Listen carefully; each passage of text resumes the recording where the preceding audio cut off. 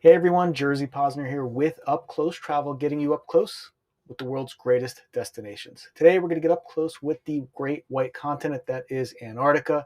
But before we start, if you have any questions on Antarctica or anything travel, I'd love to help questions that you have, and I'd love to help plan your adventure, so please keep me in mind for that. But with Antarctica, the most popular way to travel is taking a cruise from Argentina to Antarctica. So you're going to cross the notoriously rough Drake Passage, which takes 2 days. So you take 2 days to get there and 2 days to get back. There is another option, that is a fly the Drake, and then you fly right into Antarctica and you join your ship. So you save 2 days going in, you save 2 days going out, plus some rough seas, and you have more time to explore Antarctica. Some of the options that do this flying cruise is Antarctica 21, Quark Expeditions, Silver Sea, and now Lindblad Expeditions is starting to do it later this year. So they're all great options. And Lindblad, they have a lot of history. They were the first cruise tour operator to go into Antarctica back in 1966. So they have a great amount of experience.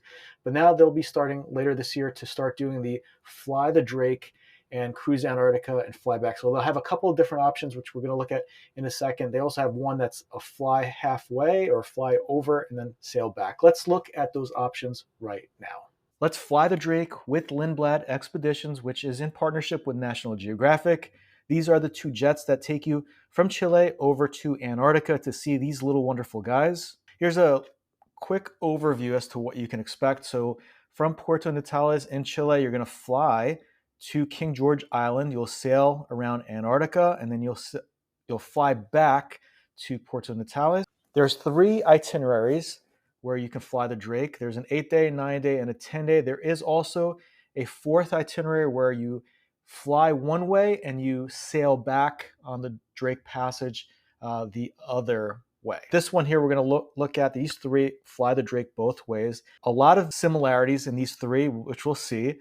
On day 1, we arrive into Chile and we stay at Puerto Natales, which is originally a small fishing port. We meet the rest of the guests on your sailing. On day 2, following breakfast, we check out of the hotel, transfer to the airport, and we take a 2-hour direct flight to King George Island in Antarctica. We'll spend the night on board.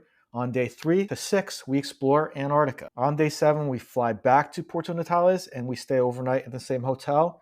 On day 8, we fly back home. So this is the 8-day. If we look at the 9-day, everything kind of stays the same. The only difference is you get one more day to explore Antarctica. So instead of days 3 to 6, we have 3 to 7. So one extra day to explore Antarctica. On the 10-day itinerary, yet another day to explore. So days 3 to 8 to explore even more of Antarctica. Here are the 2 vessels, the National Geographic Explorer and the National Geographic Orion. So these are the 2 ships that are going to take you around Antarctica. I'm going to cycle through a bunch of photos while I kind of give you an overview as to what you can expect on board and in Antarctica. So these ships accommodate 102 guests, so a smaller, more intimate sailing. These vessels are purposely built for exploration. They're outfitted with kayaks, a fleet of Zodiacs, and a remotely operated vehicle with sophisticated video equipment. On board the ship, much like any other cruise ship, there's a fitness center, a spa, sauna, laundry services, Wi-Fi, there's restaurants on board, bars, and much more. The crew and guides, many are veteran polar guides who have exclusively worked with Lindblad for decades, chosen for their extensive knowledge of subjects like geology, wildlife biology, and climate science, including mountaineers, NASA scientists, and marine archaeologists. You'll be exploring in small groups. You'll hear different perspectives each day of your voyage, and because there are no assigned groups, you can gravitate towards the experts who share your interests and inspire your curiosity. Including these expert guides, you're going to have an undersea specialist on board, a certified photographer, a photography instructor, and a full-time doctor. So this is National Geographic Fly the Drake. There's 3 options.